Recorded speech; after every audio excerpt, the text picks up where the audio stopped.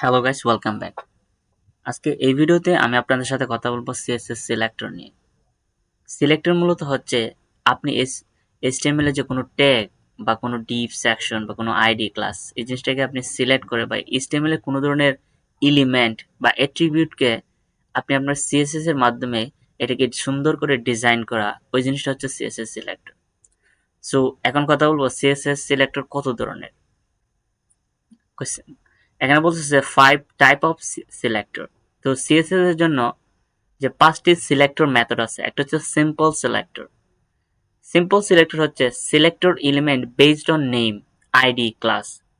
So ভিডিওতে আমি প্রত্যেকটি স্টেপ নিয়ে আলোচনা করার ট্রাই করব।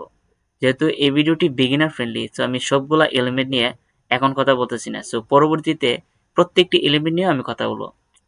সো একটা হচ্ছে combinator selector. Selector element base on, মানে আপনি একাধিক সিলেক্টরকে, মনে করেন আপনি বিভিন্ন ধরনের এলিমেন্ট আছে, আপনি চাচ্ছেন যে প্রত্যেকটা এলিমেন্টকে আপনি একই ধরনের কালার দিতে চাচ্ছেন বা একই ধরনের ফন্ট সাইজ, একই ধরনের ব্যাকগ্রাউন্ড। জাস্ট আপনি এই জিনিসটা ব্যাকগ্রাউন্ড কি, ফন্ট সাইজ কি, এই জিনিসটা এখন বোঝার দরকার নেই। জাস্ট আপনি প্লেলিস্টটি ফলো করেন, then you can understand this everything.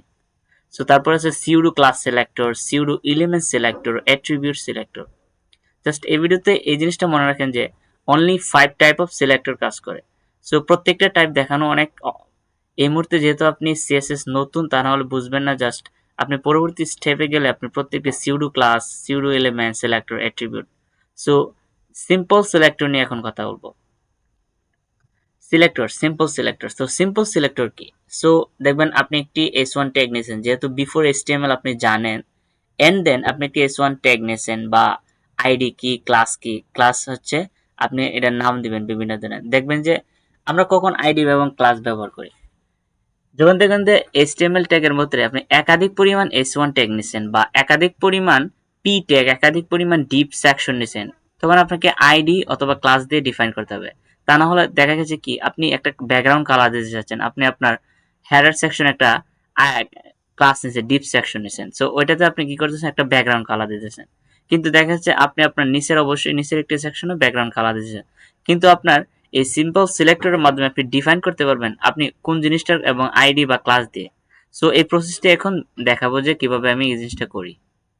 Just here I am. So আমি HTML কোডে চলে আসছি। সো এখান থেকে যদি আমি লিখি যে HTML ট্যাব ক্রস করে আমি লিখলাম যে CSS selector, simple selector, selector. Just আমি টাইটেলে চেঞ্জ করে দিলাম, জাস্ট কন্ট্রোল সেভ দিয়ে আমি যদি লিখি যে CSS সিলেক্টর। সো আর এন্ড দেন যেহেতু CSS এর যে আপনি ইমপ্লিমেন্টেশন, এর জন্য যে বেস্ট একটি মেথড, সেটি হচ্ছে আপনি অবশ্যই একটি ফাইল ক্রিয়েট করে style.css, আমি একটা CSS ফাইল ক্রিয়েট করে রেখেছি আঁকি। সো এই প্রসেসে আপনাকে আগাতে হবে। এন্ড দেন আপনি এটা থেকে টাইটেলের নিচে লিঙ্ক, লিঙ্ক প্রেস করে আপনি জাস্ট এই জিনিসটা লিঙ্ক দিয়ে দেবেন যে style.css, ডট ব্যবহার করে CSS, জাস্ট ফাইলটির নাম দিয়ে দিন। এখন কথা হচ্ছে যে সিম্পল সিলেক্টর কিভাবে কাজ করে। জাস্ট আপনি এখানে দেখেন যে আমি কি S1 ট্যাগ নিলাম। জাস্ট একটা ট্যাগ নেওয়ার পরে আমি জাস্ট লিখলাম যে this is heading text, just tag. এগুলো লেখার পর কন্ট্রোল সেভ দিয়ে আমি জাস্ট এই ট্যাগের যে কাজটা, এটা জাস্ট আপনি এখান থেকে দেখেন যে যেহেতু ট্যাগ সিম্পলি ভাবে লেগে যে S1 দিয়ে আপনি জাস্ট সেকেন্ড ব্র্যাকেট দিয়ে আপনি লেখেন যে কালার, জাস্ট কালার দিবেন, জাস্ট কালার আপনি রেড দিবেন। জাস্ট এখান থেকে কন্ট্রোল সেভ দিলে আপনি দেখবেন আপনার ক্লাসটা চেঞ্জ হয়ে গিয়ে এখানে সুন্দর করে একটি রেড কালার হয়ে গেছে। দেখতে পাচ্ছেন? সো অবশ্যই বুঝতে পারছেন। এটা হচ্ছে নর্মাল আইডি এবং নর্মাল এবং ট্যাগ ব্যবহার করে। এখন কথা হচ্ছে আইডি ক্লাস কি। দেখা গেল আপনি একাধিক পরিমাণ S1 ট্যাগ নিলেন, just so don't selected. So just just আপনি এখানে কন্ট্রোল শিফট ডি প্রেস করে আপনি একাধিক নিলেন। এখন কথা হচ্ছে কন্ট্রোল সেভ দেওয়ার পরে দেখবেন কি আমার সবগুলাই S1 ট্যাগ যেহেতু ব্যবহার করছি, আমার সবগুলাই কি হচ্ছে ব্যাকগ্রাউন্ড কালারটা রেড হয়ে গেছে। সো আপনি চাচ্ছেন না আমার S1 ট্যাগ দ্বিতীয়টা কি হবে, এটা ব্লু থাকবে, এটা অন্য কালার, এন্ড দেন এটা এর জন্য আপনাকে কি করতে হবে, ক্লাস অথবা আইডি ডিফাইন করতে হবে। জাস্ট আমি now I am here to this one, just আমি যদি ডট দেই, জাস্ট আমি যদি জাস্ট লিখি যে ক্লাস, ক্লাস লেখার পরে আমি জাস্ট ট্যাব প্রেস করে এখানে জাস্ট একটি ক্লাস নেম দিলাম যে জাস্ট ফার্স্ট, ফার্স্ট দিয়ে আমি কন্ট্রোল সেভ করলাম। এখন আমি এটা হাইড করে দিচ্ছি। জাস্ট হাইড করে দেওয়ার পরে আমি যদি কমেন্ট করে দেই, যে কমেন্ট সেকশনটা আমি দেখাবো, জাস্ট কন্ট্রোল সেভ দিলাম। সো কন্ট্রোল সেভ দেওয়ার পরে সো এখানে দেখেন এখানে কি হচ্ছে, প্রত্যেকটি এখানে কিন্তু কাজ করবে না, জাস্ট আমার আগের জায়গায় চলে আসছে।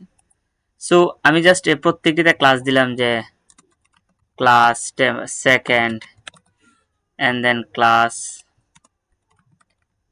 দিয়ে ট্যাব প্রেস করে লিখলাম যে থার্ড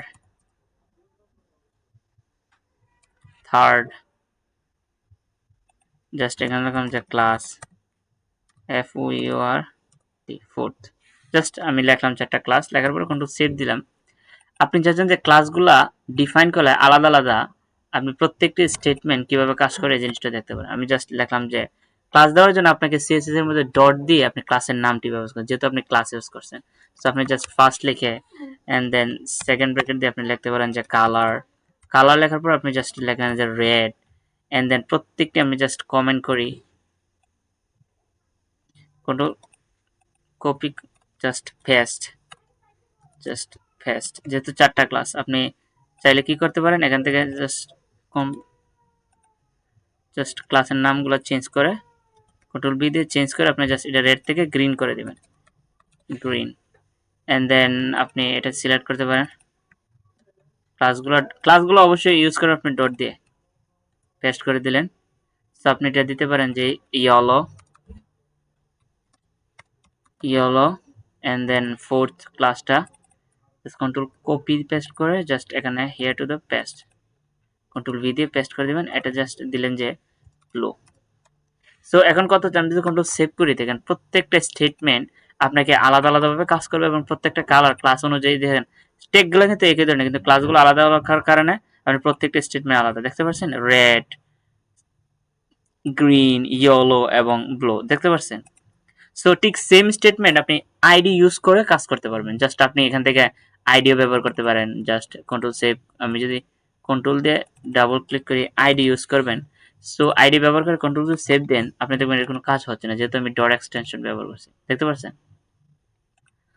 সো আইডি ইউজ করার জন্য আপনাকে কি করতে হবে, আপনি এখানে হ্যাশ সাইন ব্যবহার করতে হবে। জাস্ট আপনি ডটের পরিবর্তে আইডি ইউজ করছেন, যেহেতু আপনি কি করতে হবে, যদি ডট কেটে আপনি হ্যাশ সাইন ব্যবহার করতে হবে, দেখতে পাচ্ছেন। আমি যদি হ্যাশ সাইন ব্যবহার করি,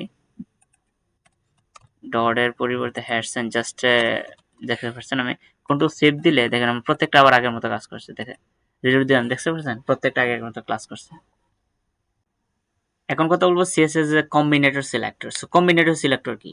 সো আপনি ডিভ নিলেন, S1 ট্যাগ নিলেন, পি ট্যাগ নিলেন, তারপরে বিভিন্ন ধরনের ফর্ম ট্যাগ, আপনি একাধিক পরিমাণ ট্যাগ নিলেন, কিন্তু কথা হচ্ছে আপনি একাধিক পরিমাণ ট্যাগ নেওয়ার কারণেও আপনি চাচ্ছেন যে আপনার জিনিসটা সেম ভাবে ফন্ট সাইজটা একই থাকুক, আপনার কালারটা একই থাকুক, আপনি চাচ্ছেন না এটার বর্ডারের কালারটা একই থাকুক, টেক্সটের ফন্ট সাইজটা একই থাকুক। সো এর জন্য আপনাকে কম্বিনেটর সিলেক্টর ইউজ করতে হবে। কম্বিনেটর সিলেক্টর বলতে আপনি ক্ষমা ব্যবহার করে করে প্রত্যেকটা সিলেক্টর আপনি ইচ্ছা করলে ইউজ করতে পারেন। Just here I am. So এখান থেকে আমি দেখেন সবগুলোকে ডিলিট করে দিচ্ছি, সবগুলোকে ডিলিট করে দিয়ে আমি জাস্ট ডিলিট করার পরে আমি জাস্ট প্রথমে লিখলাম যে S1 ট্যাগ, আমি লিখলাম যে this is heading tag, just লেখার পরে তারপরে আমি একটা পি ট্যাগ নেওয়ার পরে আমি লিখলাম যে জাস্ট লরেম লেখার পরে আমি জাস্ট 5টি ওয়ার্ড পেস্ট করব, জাস্ট লরেম লেখার পরে 5টি ওয়ার্ড জাস্ট লিখলাম যে this is P tag, just লেখার পরে আমি জাস্ট তারপরে আরেকটি ট্যাগ নিলাম যে div tag, just div tag লেখার পরে আমি দিলাম যে lorem just can not work. So লরেমটা কাজ করতেছে না, জাস্ট আমি এখান থেকে লিখলাম যে what is div section, just আমি 3টি লেখা লিখলাম, just and then control save দিয়ে আমি জাস্ট এখান থেকে যদি রিলেট করি দেখুন তিন ধরনের ট্যাগ ফরম্যাট চলে আসছে। সো এখান থেকে জাস্ট তিনটা কিন্তু ব্লক এলিমেন্ট। সো এগুলো কিন্তু ব্লক এলিমেন্ট, আমি HTML পার্টের মধ্যে দেখাচ্ছি দেখি কোনটি ব্লক এলিমেন্ট কোনটি। সো যেহেতু ফলো করে আসছেন অবশ্যই বুঝতে পারছেন। সো এখান থেকে দেখেন এগুলো কিন্তু আমি সবগুলো ট্যাগ ইউজ করছি, দেখতে পাচ্ছেন আপনি ট্যাগগুলো ধরে ধরে আমি কিন্তু ক্লাস বা যেহেতু এটা ডিফারেন্ট ক্লাসগুলো আপনি দেখবেন একাধিক পরিমাণ ডিভ ইউজ করার কারণে আপনাকে ক্লাস বা আইডি ব্যবহার করা লাগে। এন্ড দেন আপনি যখন S1 ট্যাগ একটি নেবেন তাহলে আপনি ট্যাগ ইউজ করে কাজ করতে পারেন, কারণ একাধিক পরিমাণ S1 ট্যাগ নেই। সো পি ট্যাগ একটি থাকলে অবশ্যই পি ট্যাগ দিতে পারেন, কিন্তু আপনি যখন বড় বড় অ্যাপ্লিকেশন তৈরি করবেন, বড় বড় ওয়েবসাইট, বিগেস্ট ওয়েবসাইট তৈরি করবেন, এর জন্য আপনি যখন বুঝতে পারবেন যে আপনি একাধিক পরিমাণ পি ট্যাগ, একাধিক পরিমাণ ডিপ ট্যাগ কি পরিমাণ নেওয়া লাগে আপনি অবশ্যই বুঝতে পারবেন একটি কমপ্লিট ওয়েবসাইট ডিজাইন করার পরে আপনি বুঝতে পারবেন। সো এখান থেকে জাস্ট আমি কন্ট্রোল অল দিয়ে আমি জাস্ট ডিলিট করে দিলাম। সো এখান থেকে আমি জাস্ট লিখলাম যে আমি সবগুলোর ব্যাকগ্রাউন্ড কালারটা বা কালারটা এঁকে দিতে চাচ্ছি। তো এর জন্য আপনাকে কি করতে হবে, যেহেতু আপনি যদি ক্লাস ইউজ করতেন অবশ্যই আপনাকে কি দিতে হবে, dot, and then ID use করলে দিতে হবে হ্যাশ সাইন। তো এর জন্য আমি যেহেতু ট্যাগ ইউজ করবো দিতে পারেন যে s1 ট্যাগ, তারপরে কমা, এন্ড দেন আপনি দিতে পারেন যে পি ট্যাগ, তো কমা, এন্ড দেন দিতে পারেন যে আপনি ডিপ ডিপ ট্যাগ দিয়ে আপনি জাস্ট সেকেন্ড ব্র্যাকেট দিয়ে আপনি প্রত্যেকটি কালার গুলো একই ধরনের দিতে পারেন। জাস্ট আমি যদি দিই যে কালার, সো কালার দেওয়ার পরে আমি জাস্ট এখান থেকে লিখলাম যে ব্লু, জাস্ট একটি নাম ব্যবহার করে জাস্ট দিলাম কন্ট্রোল সেভ। সো দেখতে পারবেন এখানে কি হচ্ছে, প্রত্যেকটি কালার কি হচ্ছে একই ধরনের হয়ে গেছে, দেখতে পাচ্ছেন প্রত্যেকটি কালার এখানে, এগুলোর বলা হয় কম্বিনেটর সিলেক্টর। সো প্রত্যেকটি সিলেক্টর, বুঝতে পারছেন? সো এই ভিডিওতে আমি জাস্ট এতটুকুই দেখাবো, কিন্তু পরবর্তী নেক্সট সেশনে আমি আপনাদের সাথে বলবো যে সিউডো ক্লাস এলিমেন্ট সিলেক্টর, যখন আমি বিভিন্ন ধরনের কম্বিনেটর নিয়ে কাজ করব, pseudo element selector, attribute selector, কিভাবে অ্যাট্রিবিউট ধরে ধরে কাজ করে। সো অ্যাট্রিবিউট হচ্ছে দেখবেন আপনি যখন ফর্ম ইউজ করেন যে নেম, টেক্সট, নেম, আপনি টাইপ যখন ইনপুট টাইপ টেক্সট ব্যবহার করেন, ইনপুট টাইপটা যখন আপনি ফাইল ব্যবহার করেন, এগুলা এলিমেন্ট ধরে ধরে কাজ করা লাগে, এগুলা অ্যাট্রিবিউট ধরে ধরে কাজ করা লাগে। সো এই প্রত্যেকটি স্টেপ আপনি পরবর্তী নেক্সট লেসনে পেয়ে যাবেন। তো আশা করি আপনি এই সিরিজটি ফলো করবেন। So best of luck.